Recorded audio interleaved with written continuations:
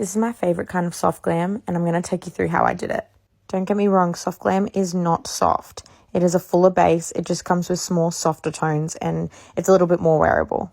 I did a weird order with her skin today. I started with the brows, and then I prepped the eyelids, and then I went to the base as I wanted to use the cream contour as part of her eyeshadow.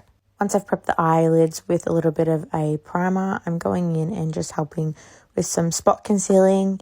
This is the NARS Pot Concealer. It is magic for spot concealing, and I'm pressing that in. I'm really pressing it in place so I don't move it too much.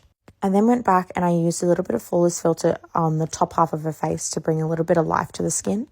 I'm now going in with a little bit of Dior Backstage and working it in with a sponge as I didn't want it to be too heavy on her face.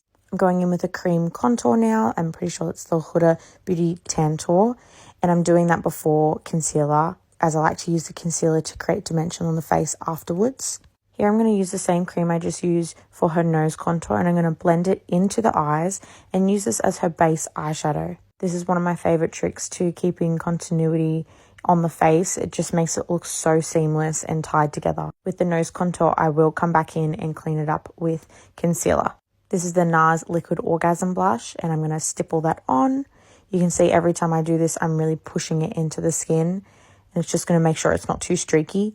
I kind of put this over the nose and a little bit on the temples to create a healthy glow as well. I'm going to paint on the concealer and let it dry a little bit in these areas, mainly under the eyes so it can just thicken up a tiny bit. I like to blend the concealer out with a sponge to start with, and then I go in with a brush just to get into the little edges that I can't get into with the sponge.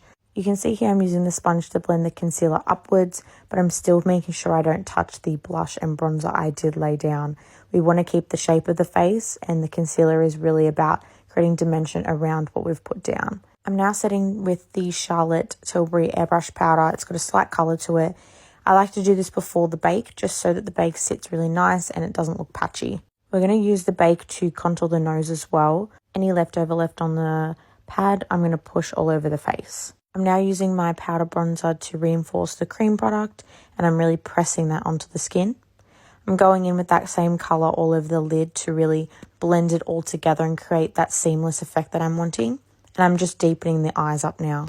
I've sprayed a little bit of setting spray onto a brush with some glitter to achieve this eye shimmer right here. If you want to see the rest of the look, stay for part 2.